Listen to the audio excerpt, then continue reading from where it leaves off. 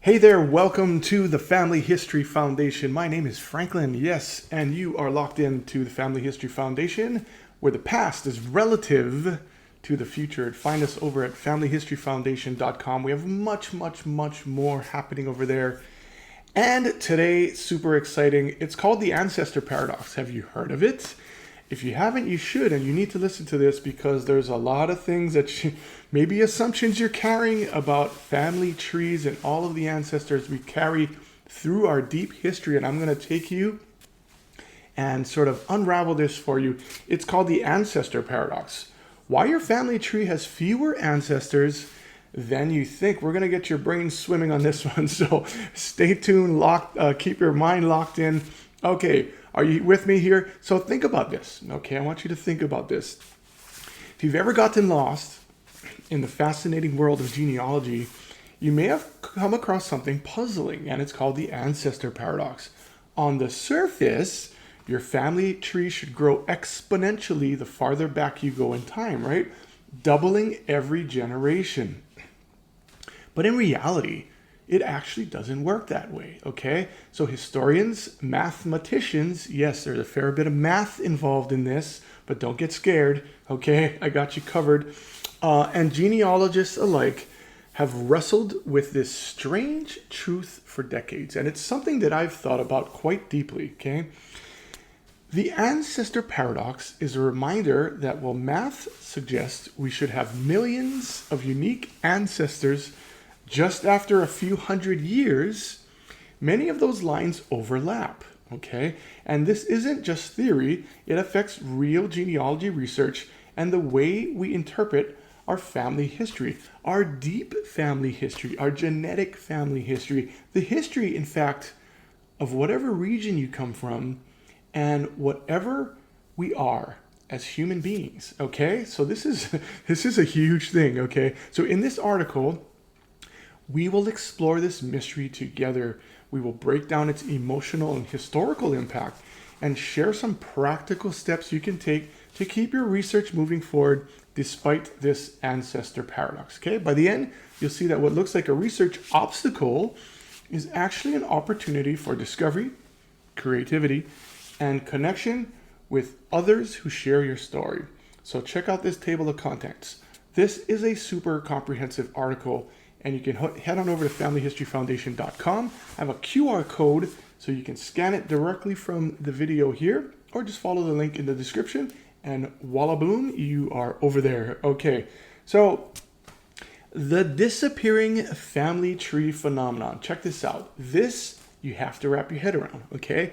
So most of us begin genealogy research with a sense of excitement. Of course we do. It's what we love. We're on a quest to uncover the people who made us who we are. It's incredibly motivating to imagine a tree full of names and stories stretching back through time, yeah? But sooner or later, we hit what feels like an invisible wall. And this is where the ancestor paradox comes into play and actually begins, okay? So think about this. This is the core, the crux, the mathematical sort of part of the paradox, okay? So mathematically, yeah, if you trace back 10 generations, you should theoretically have 1,024 ancestors. And by the way, I want you to follow along with my nifty little chart that I made here, okay, which explains this as I'm talking through it, okay? And that's based on this formula that I've given you, which is x equals 2 to the power of n. Okay, now don't let that throw you off. Don't tune out or tune away right now just because I'm throwing some math at you, okay? Because this is actually going to enhance your genealogy, and it's going to enable you to speak to others about it, because this is something that's very, very important, okay? So if you go back 10 generations, you should have 1,024 ancestors, because every generation doubles, okay? And that's all the equation does for you, okay? X equals 2 to n. It says that ancestors double every generation. But if you keep going back another 10 generations, and you'd expect over 1 million distinct ancestors. That's 20 generations, okay? And how long have human beings been walking the planet? way longer than that, okay? If you go back 1,000 generations, which is not that far back in time, believe it or not, using this principle, right, the basic principle of our ancestors doubling every generation you go back, after 1,000 generations, you will have a number so large that you need 301 decimal places just to encapsulate it. Modern mathematicians can't even write that out. Well, they can write it out, but they use abbreviations that are very complex, okay? A nomenclature specifically for mathematicians. That's how large the number is. But think about that. Is that even possible? Right? And that's just my generations. That would be multiplied by every person alive today. And if you multiply that number by everyone alive today, I mean, the universe can't even fit that many people. And so the paradox is that while this principle of generational doubling applies, we know that the population of the earth, the farther you go back in time, the fewer people they are, right? There are fewer people back in time versus more people back in time. So how do we explain this? How can we attenuate this situation?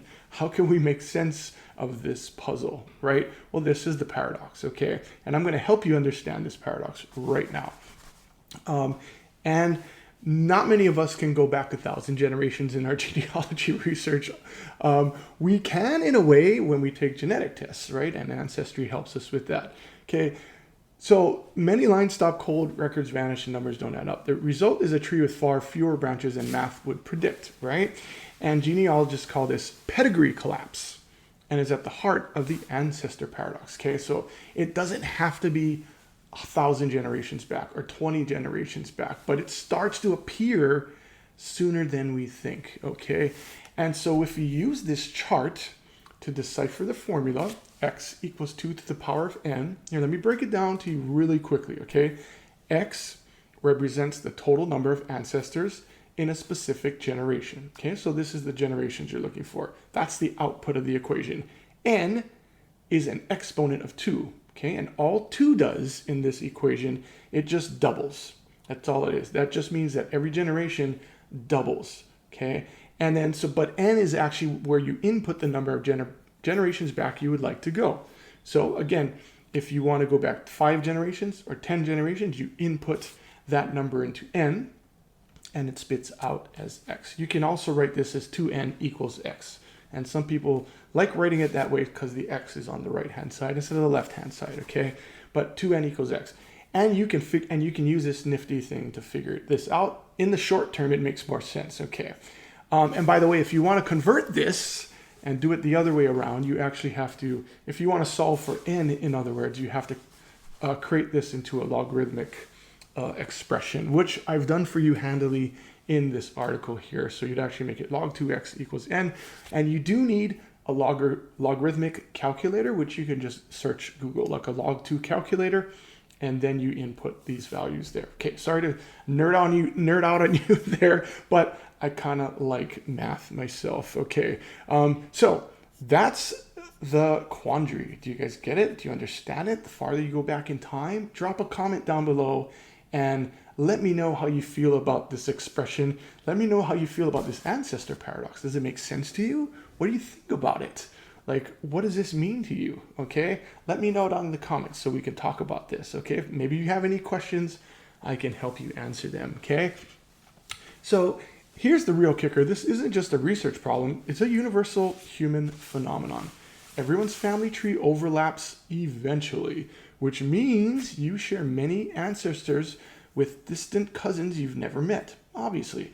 Why isn't this discussed more often in genealogy circles? Yeah, it's something that's really, really true. Possibly because it challenges our idea of a perfectly traceable past. But it often eludes us because sometimes we don't research that far, past the 5th, 6th, 7th generation, where it starts to sort of rear its, I don't want to say ugly head, its beautiful head, its intriguing head. I think it's very attractive, okay? But understanding this is the first step toward embracing a more realistic and fulfilling family history journey. Yeah. this ancestor paradox isn't just about math. It's actually about history, okay? Records disappear often for many reasons as well, not just the math makes it disappear, but fires, floods, wars, and the fact that most humanity simply didn't keep meticulous tracks of birth, marriages, and deaths until fairly recently, yeah? So what happens is, I like to call this the elusive fourth generation. This is where, this is where the true researchers are made. Yeah, this is like the forged in fire moment for many genealogists out there. And, if you also want to comment below, maybe you've had, which generation has been the biggest sticking point for you? For many researchers, great-grandparents are where the trail starts to go cold. When you start to get past great-grandparents into the great-great-grandparents era, this is when it starts. Like 2 generations back for me starts to be the time that it gets a little bit more difficult. It's partly due to what genealogists call information decay. Yeah, the simple fact that fewer living relatives can remember the details of that era, there's less documentation. Documentations from the late 1800s and 1700s are sometimes missing, illegible, or inconsistent. This is often the first point where the ancestor paradox becomes painfully real. Your family tree, which looks so full and promising, suddenly shrinks as branches vanish into uncertainty. It's completely normal to feel discouraged when you hit this barrier, but it's also the perfect moment to regroup and try new techniques, okay? So what we're gonna do is reframe this idea, of disappearing ancestors, okay? And really, honestly, truly, mathematically, we are not gonna hit the point where this ancestor paradox is gonna come and be this scary, hoary monster that's gonna, completely make our genealogy research fall apart. It's just not going to happen, okay? But realistically, you should know it there. And it's kind of a cool thing because it speaks to what humanity is. It speaks to the earth and the movement. Because if our ancestors, you feel like settled Europe, early Europe, right? And you go back and you can trace your lineage, say back to the 1100s. That's crazy because you actually have to have royal ancestry in order to do that. You can't be descended from serfs and common people and have your genealogy traced that far back. It's really just not, it's uncommonly possible, okay? But you have, and I think about the fact that the deeper you go back, right, in your ancestry, that this ancestor paradox will certainly start to, reveal itself. If you just think about the human journey, right? Because the population of just say Europe or any continent as a continental center has only gotten larger over time, right? Human population has grown, right? Whereas this ancestor paradox says that it's actually shrinking, So it's a really neat, cool thing to think about, okay? So anyway, let's talk about brick walls. Let's talk about those elusive generations and what happens next. Hitting this ancestor paradox, or at least the thought of it, can stir up a surprising amount of emotion. Some people feel frustrated or even defeated, while others find themselves more curious than ever. The experience often forces us to ask deeper questions, which is me. Who am I if I can't trace every generation back to the beginning? Well, the other question tailing off of that is, what is the beginning? Where is the beginning? Who was the beginning? That's the true ancestor paradox. Does my identity depend on proving each connection? These questions can feel heavy, but they can also deepen your appreciation for the history you do uncover. And let me just tell you, as a genealogist, if you're listening to this, watching this, if you have those questions, really stirring up your heart, you are a true family historian. I tell you what, because those are the questions that drive us every day to do research. We want to uncover those questions. And it's been driving me for the last 15 years doing genealogy. Emotional and philosophical impact. For some, those dead ends create an identity crisis. For others, it sparks a deeper sense of wonder about humanity's shared history. When you realize that your 14th great-grandparents might be the same as your neighbors, it shifts genealogy from a solitary pursuit to a shared story of connection. for sure. The ancestor paradox becomes not a problem, but an invitation to see yourself as part of something much bigger. Absolutely does. Absolutely does. Yeah. And I could go off on the historical connection, but right now let's move on to unexpected connections. The ancestor paradox also means that lines you thought were unrelated may actually converge. And this is really, really cool. This is where doing history comes into play. The farther you go back in time, the more you will need to understand about the history, the historical context of the time. Absolutely. And that discovery can feel magical, turning distant strangers into newfound cousins. And it's really cool. Like my ancestors in the northern neck of Virginia back in the 1600s, everyone's related. Yes, when we look back now, right, we can see so much of us of the descendants are related to so many of those people in those areas. And we call that in genealogy an MRCA, most recent common ancestor, right? Reminding us that we are all linked in surprising, beautiful ways. Okay, let's take a fun quiz right now. Okay, are you ready for this quiz? This is going to be really cool, okay? Simple question. How far can you go back in time in your research? Okay, let's take this quick quiz to see where you stand. Okay, I have 3 questions here, and I'm going to have some answers that you all are going to shout out. Okay, shout it out in the comments. Yeah, how many generations back can you trace at least one family line? Okay, 3 generations, 5 generations, or 10 plus generations? What you got for me? Okay, question number 2. Do you know the birthplaces of all of your great-grandparents? Oh, this is a really cool question. Yeah, do you know the birthplaces? Yes, all of them. B, some of them. C, not yet. Okay, for great-grandparents. Okay, question number 3. Have you discovered any overlapping ancestors, like pedigree collapse, in your tree? Do you have any double ancestors? That's a good one to know. Yeah, where you have ancestors that come from 2 lines. Yeah. So A, yes, more than once. B, I think so, maybe. Or C, no idea, but kind of intrigued and want to find out more. Yeah. If you're on the C, if you answered C to that, yes. If you answered mostly C's, congratulations. You're on the edge of discovery, as I like to say.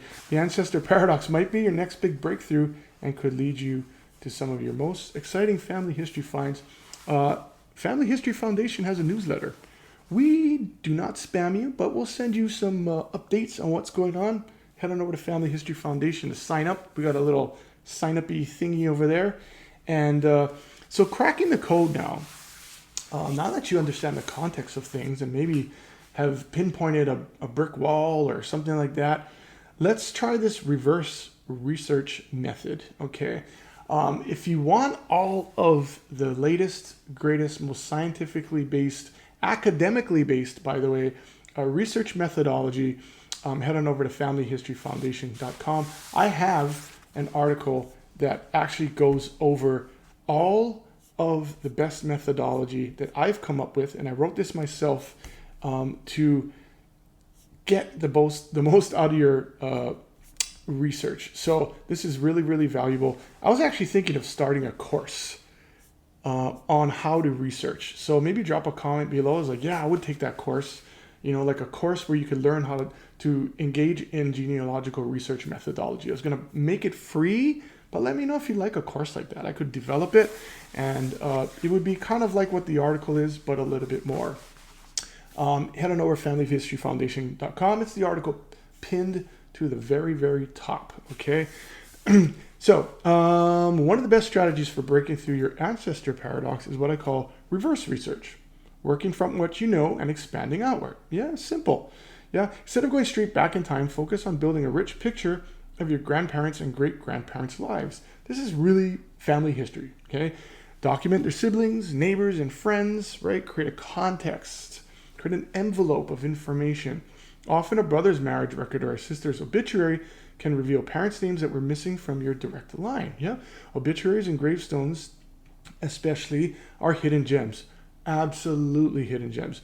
They frequently list entire networks of relatives and even original hometowns. Yes, and when you're researching graveyards, obituaries and gravestones, especially in small rural areas, always make sure to search the surrounding graveyards. And I've stumbled across this technique just by chance, and it's something that I start doing. I start researching all the surrounding places, and it's been, it's successful for me on occasion. But I do like to build out the lives of the siblings of the generations when I get as far back as I can, because it tells you about their lives. It's going to tell, because people stuck together and their lives are going to inform you of one another. Okay, by mapping these connections, you create a stronger foundation for your next leap backward in time.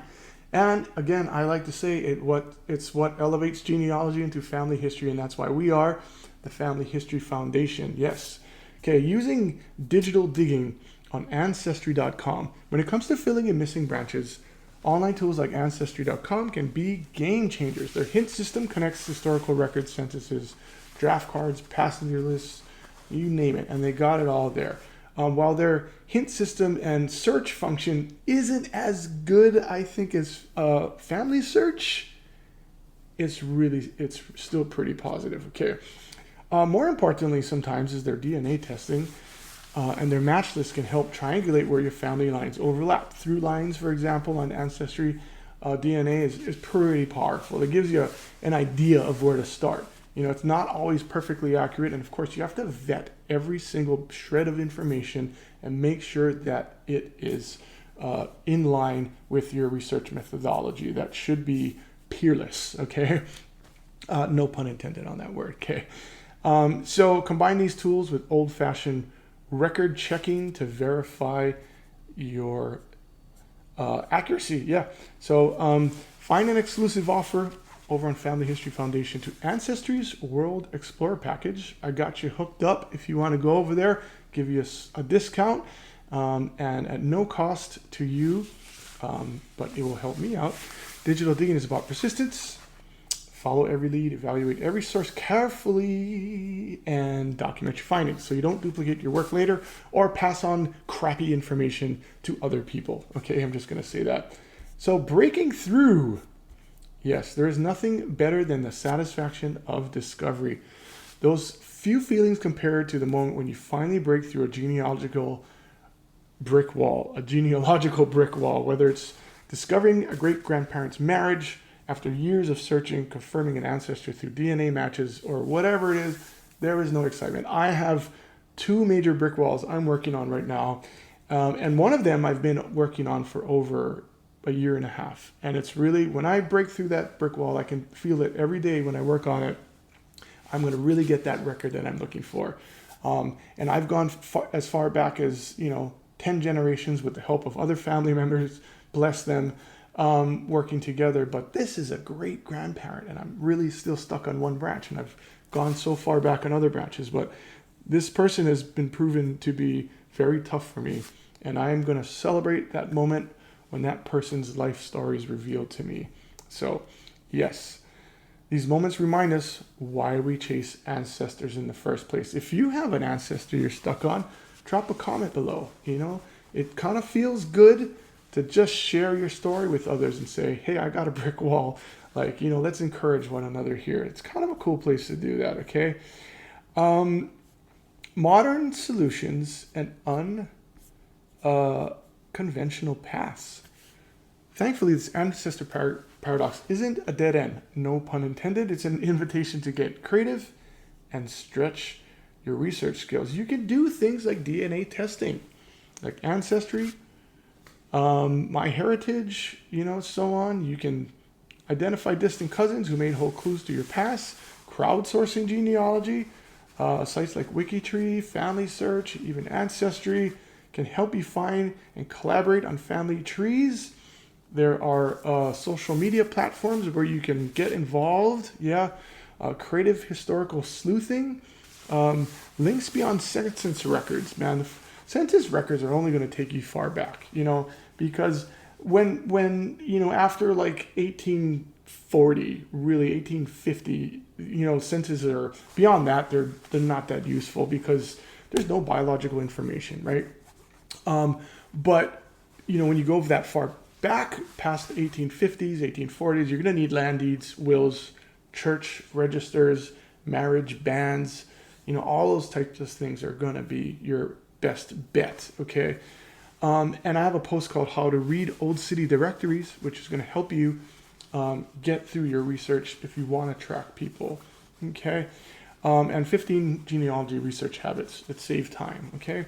So embracing this mystery, the thing that we want to look at is to we have to make peace with the fact that not every answer can be found. Yeah, and it's not a failure, it's a challenge. It's a beautiful reminder that history is bigger than we are. But no question is insurmountable. And with enough research, collaboration, support, with videos like these and everything that I do is really, really, really to help everybody break through. I've learned the hard way because I've had to literally beat my head against my computer to make all the breakthroughs I've had, which has just inspired me to write these articles and make these videos to help you, feel inspired and not alone and have some techniques that you can use. Yeah. And this ancestor paradox teaches us to balance persistence with acceptance. To chase every clue, but also enjoy the mystery itself, which is fun because it's our family. It makes us who we are.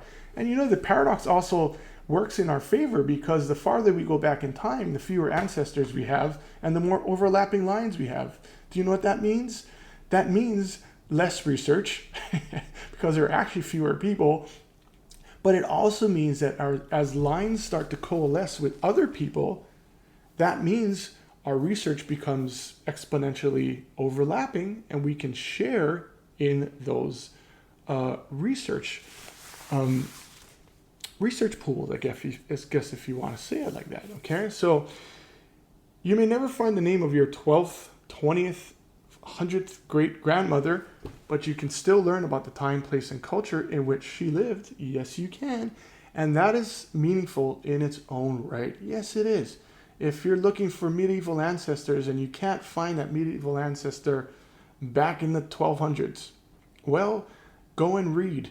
Find out what life was like in that part of Europe or whatever, space that you can find. Just find out what your ancestors did or what other people did in villages. It'll really clue you in. And you might actually stumble upon something. You never know, yeah? So the bigger picture, every gap in your family tree is an opportunity to dive deeper into broader historical narratives. Research local history, study the migration patterns of your ancestral region, or explore historical maps to imagine what life was like for your ancestors.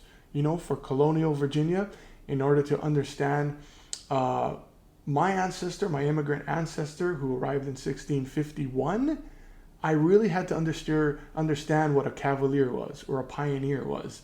And the Cromwell Revolution, what happened in England, why people left the UK and came over to the Virginia colony was very, very important. What was a burgess? What was a landowner? What was a headwright? Right? All of those things you have to learn about. How indentured servitude worked. You have to learn about all that stuff, or else none of those deeds maybe make sense.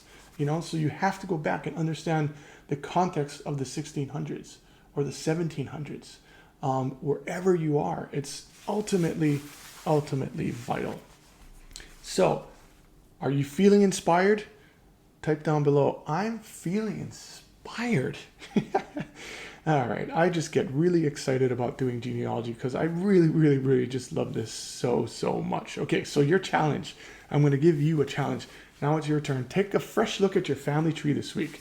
Okay, dive in somewhere, unexpected, randomly maybe, and identify one spot where the ancestor paradox begins to show up.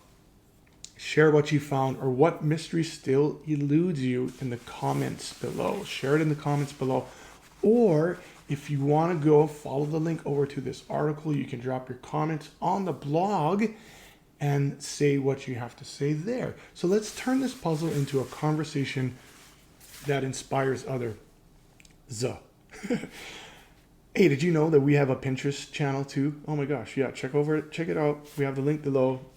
Check it out, yeah. And don't forget to subscribe to get more genealogy tips, tools, and inspiration delivered straight to your inbox. Share this video share these articles. Let's get the word out, because everyone needs to know what genealogy is and family history is. Let's inspire others by just getting the word out there. There's tons of videos on my YouTube channel. It's growing every week, and my blog has way more stuff because it's been around since 2014. So you really want to get over there. I have a kind of a cool article called Heraldic Lion Positions and Terminology Explained. All right, thanks for tuning in. Thanks for locking in. We'll see you in the next video. Love ya. And as always, keep researching, keep discovering, and we'll catch you in the next one. Bye-bye.